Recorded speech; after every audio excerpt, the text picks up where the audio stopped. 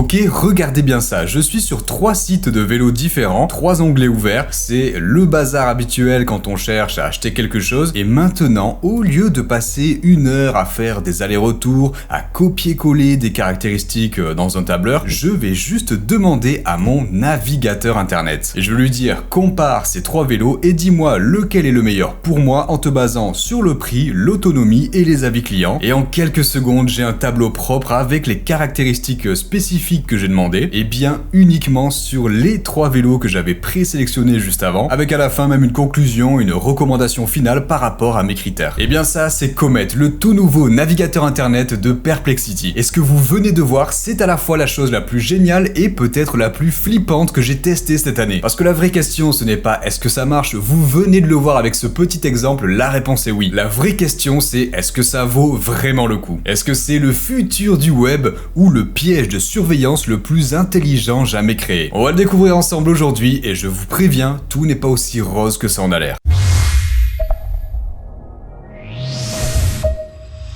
Alors Comet, c'est quoi exactement? Pour bien comprendre les tests qui vont suivre, il faut poser des bases. Ce n'est pas une simple extension que vous allez ajouter à votre navigateur. Non, ici, c'est un navigateur internet complet. C'est ce qu'on appelle un fork de Chrome. Pour faire simple, ça veut dire que les développeurs de Perplexity ont pris le code open source de Google Chrome, qui est à la base de la plupart des navigateurs aujourd'hui, et ils ont construit leur propre version par-dessus en y injectant leur technologie d'IA au plus profond du moteur. Et le résultat, c'est un navigateur qui ressemble à Chrome, qui est compatible avec toutes vos extensions, mais qui est doté d'une intelligence artificielle dite agentique. Et un agent, c'est une IA qui peut effectuer des tâches à votre place. Il peut cliquer sur des boutons, remplir des formulaires, naviguer entre les pages, les onglets. Il ne fait pas que penser, il agit. Et pour mettre la main dessus, c'est un véritable parcours du combattant. Pour l'instant, c'est sur invitation, ou alors il faut souscrire à leur abonnement le plus cher, le Perplexity Max, qui coûte la modique somme de 200 $ par mois. Mais heureusement, la force d'une communauté, c'est l'entraide, et c'est un membre de notre serveur Discord qui m'a généreusement partagé une invitation. Un immense merci à lui, il se reconnaîtra. D'ailleurs, si vous voulez rejoindre une communauté de passionnés qui s'entraident, où on partage ce genre de bons plans, le lien pour rejoindre le serveur Discord est juste en dessous dans la description. Et une fois que vous avez ce précieux sésame, l'installation est très simple. Comet récupère tout de votre ancien navigateur, mais c'est là, juste après, que le pacte se scelle. Il vous demande l'accès à tout, votre compte Google, bien évidemment, mais surtout il demande l'accès au trousseau de l'ordinateur, et le trousseau, c'est le coffre numérique de votre ordinateur où sont stockés tous vos mots de passe. Et donc en acceptant, on ne lui donne pas juste la permission de lire les pages internet qu'on a sous les yeux, on lui donne la clé de nos mails, de nos réseaux sociaux, de nos comptes en banque. Donc gardez bien ça en tête parce que c'est le cœur de notre enquête aujourd'hui. Allez, à cette théorie, on passe au test, on va le mettre à l'épreuve, et chaque épreuve va nous révéler une facette de ce dilemme, pouvoir contre vie privée. Premier test, le plus simple, le plus basique. Si un outil IA se plante là-dessus en 2025, honnêtement, on peut plier bagage et passer à autre chose. J'ai ici une vidéo YouTube de 29 minutes en anglais sur les dernières actus IA.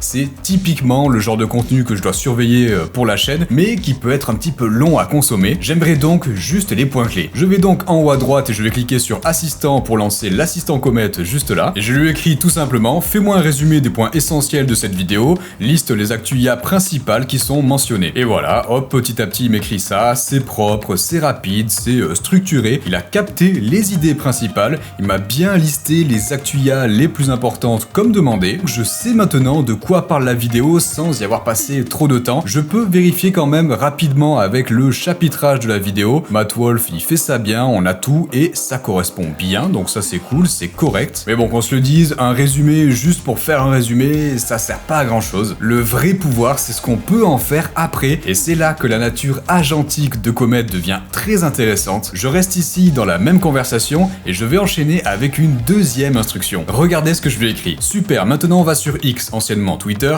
et transforme ces résumés en un thread de 5 tweets sur les actus les plus importantes. Un tweet par actu avec des hashtags pertinents, le ton doit être informel et engageant. Sur le dernier tweet, indique que le thread a été créé par Comet de Perplexity et dit au lecteur de venir voir la vidéo correspondante sur ma chaîne YouTube, bien entendu avec le lien, et je lance ça va regarder un petit peu ce qui va se passer. Et là, rapidement, on est en train de le voir se connecter à mon compte X, mon compte Twitter. Je peux même regarder ici un petit aperçu, donc il est bien sur mon compte, puisqu'on voit mon avatar. Donc il a vraiment full accès à tous mes réseaux. Bon, quand même, juste avant d'appuyer sur le bouton publier, il me montre ici les différents tweets qu'il a préparés, donc le thread au complet, ce qui me permet de garder un semblant de contrôle. Et ici, je peux soit skip pour invalider ou appuyer sur continue pour que, effectivement, il publie le thread sur Twitter en mon nom. Et tout ça en automatique, je n'agis pas du tout, je le laisse faire, je pourrais très bien ne même plus être devant l'ordinateur, c'est lui qui s'en occupe et qui publie à ma place. On va pousser l'expérience jusqu'au bout, je vais donc appuyer sur continue,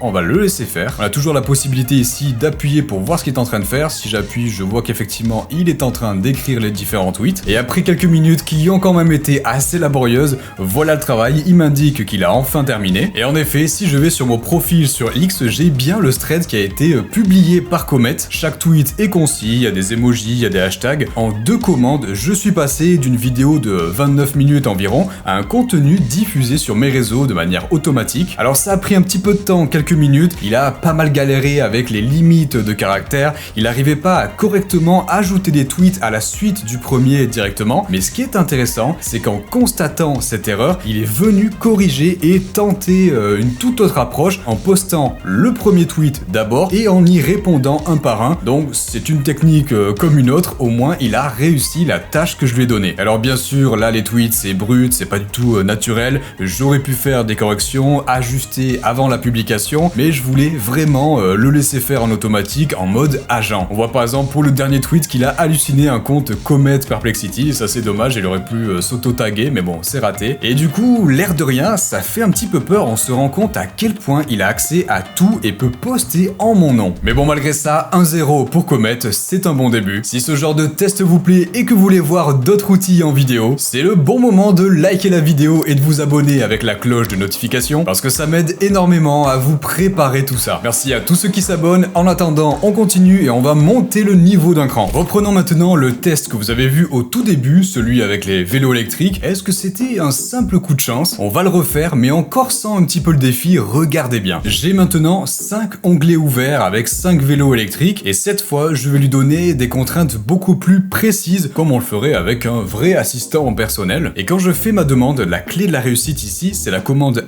@tab, donc je rajoute un petit @ et il va me proposer tous les onglets qui sont actuellement ouverts, et j'ai juste à les sélectionner pour les rajouter ici dans le contexte. Et en fait, ça va lui dire explicitement, ne va pas chercher sur tout internet, concentre-toi uniquement sur les informations contenues dans les onglets que j'ai ouverts devant toi. Et c'est ça qui va rendre la recherche plus rapide, mais surtout plus pertinente par rapport à la présélection que j'ai déjà faite. Et donc je lui dis, compare ces 5 vélos électriques. Là, j'ai fait un petit @ pour ajouter les 5 onglets, et je rajoute, mon besoin est spécifique, je cherche un vélo pour un trajet quotidien de 10 km en ville, une ville assez vallonnée, donc le moteur doit être performant, mon budget maximum est de 2200 €, je suis sensible à la durabilité, donc je veux savoir si des utilisateurs se plaignent de la fiabilité ou du service après-vente, dis-moi lequel est le meilleur choix pour moi. Et on lance, c'est parti, il va commencer par analyser les 5 onglets que je lui ai donnés pour avoir tout le contexte uniquement de ces onglets, et on va avoir ensuite le résultat. Et voilà, j'ai encore une fois un résultat impeccable. Pour les 5 vélos, il me refait un petit peu toutes les caractéristiques, ça me permet de tout avoir centralisé directement ici, au lieu de devoir chercher sur les pages internet et comparer de mon côté. Et il me rajoute même, comme je l'ai spécifié, une petite partie SAV fiabilité. Par exemple ici, il me dit que le SAV de vélo a de nombreux avis mitigés, et ça par contre, il est allé le chercher sur internet, pas uniquement sur ces 5 onglets là, donc il sait quand même quand il y a des limites sur les onglets que je lui fournis, quand il manque un petit peu d'informations. Et bien sûr, ce qui m'intéresse le plus, ça va être la synthèse finale par rapport à tous mes besoins, lequel de ces vélos serait le mieux, le meilleur choix. Et donc d'après lui, ça serait le Nakamura Crossover 15 d'Intersport, parce qu'effectivement il a un moteur performant, il est confort, le SAV d'Intersport est très fiable, le prix est dans le budget, en dessous de 2200 €. Donc d'après lui, parmi cette présélection de 5 vélos électriques, ça serait celui-ci, le Nakamura, qui serait le plus adapté à mon profil. Là, on a transformé 1 heure de recherche chaotique et frustrante avec des dizaines d'onglets en une analyse stratégique de 2 minutes. Et imaginez appliquer ça à tout, choisir un logiciel, un hôtel pour les vacances, un appareil photo. Là, vraiment, la donne a complètement changé. Ok, il est très bon pour analyser ce qui existe déjà, ça c'est validé, mais est-ce qu'il peut créer quelque chose d'utile à partir de rien? Peut-il passer du rôle d'analyste à à assistant créatif. Et pour le savoir, on va lui donner une tâche complètement différente, une tâche qui demande un petit peu d'imagination. Je vais ici sur Google Maps et je vais lui dire: crée-moi un itinéraire de balade à pied de 2 heures à Paris pour un touriste qui aime la photographie en partant du Louvre, et affiche-le directement sur Google Maps. Donc là, le défi est un petit peu plus complexe, un peu différent. Il s'agit pas de juste lire des pages, mais de comprendre une intention, donc le tourisme, la photo, et de mobiliser ses connaissances, les lieux photogéniques de Paris, et aussi de calculer un temps de parcours, et surtout d'interagir ici avec une application tierce, donc Google Maps. Et là, ce qui est intéressant, c'est qu'on voit l'agent en direct. Il a pris le contrôle ici de la page Google Maps et il est en train d'ajouter un itinéraire qui va me proposer à la fin. Donc on va le laisser réfléchir et on va voir ce que ça donne juste après. Et voilà le trajet qui a été entièrement créé par l'assistant Comet. On part du Louvre, on fait le pont des Arts, la place Dauphine, Notre-Dame, et il fait une boucle pour revenir au Louvre. Et j'étais prêt à dire que c'est un échec car le trajet ne fait qu'1h05 d'après Google, mais regardez ce qu'il m'a écrit dans le chat. L'itinéraire fait 4,6 km et environ 1h05 de marche effective, ce qui te laisse du temps pour les arrêts photos sur les 2 heures. Il justifie ce temps inférieur parce que je lui ai dit que je voulais prendre des photos,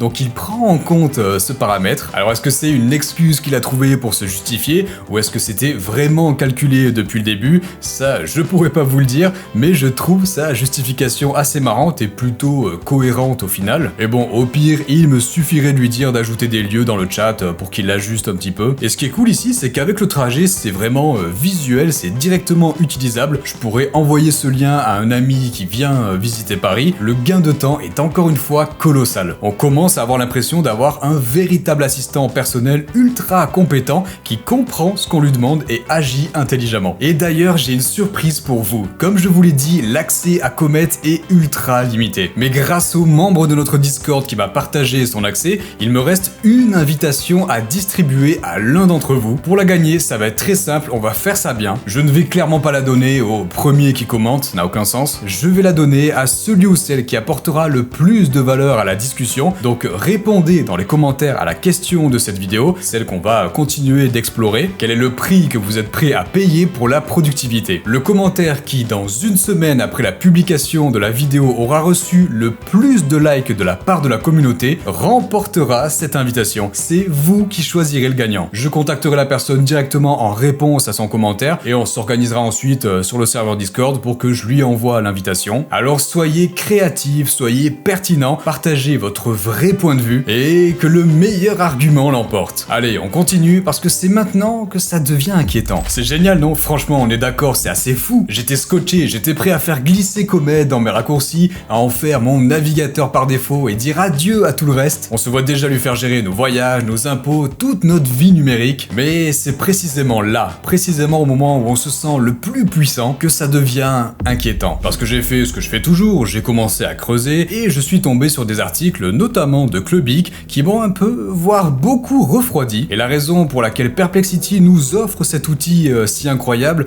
n'est peut-être pas aussi innocente que vous le croyez. Par exemple, dans un podcast, le PDG de Perplexity, Aravind Srinivas, a dit une phrase qui devrait tous nous faire un petit peu réfléchir. Je cite: c'est aussi l'une des raisons pour lesquelles nous avons voulu créer un navigateur. Nous voulons obtenir des données même en dehors de l'application pour mieux vous comprendre. Il l'admet sans détour, l'objectif de Comet, ce n'est pas juste de nous aider, c'est de collecter un maximum de données sur nous, pas seulement ce qu'on va chercher sur Perplexity, mais ce qu'on lit, les vidéos qu'on regarde, les sites qu'on visite, potentiellement nos mails, nos messages, tout. Et pourquoi? Pour créer un profil utilisateur ultra précis et nous vendre de la publicité ultra ciblée. Donc la question, ce n'est plus est-ce que ça marche? La réponse, vous l'avez vu, c'est un grand oui. La vraie question, c'est comment utiliser cette puissance sans se faire piéger. Et savoir piloter ces outils, comprendre leurs limites et leurs dangers, c'est exactement la mission de ma newsletter Yaka. Chaque semaine, je vous partage des méthodes et des prompts pour rester maître de la machine, pas l'inverse. Si ça vous intéresse, le tout premier lien en description est fait pour vous, ou alors le QR code juste au-dessus de moi. Et bien entendu, c'est gratuit. Alors, est-ce que je vais l'utiliser tous les jours? Est-ce que Comet va devenir mon navigateur internet par défaut? La réponse pour le moment est non.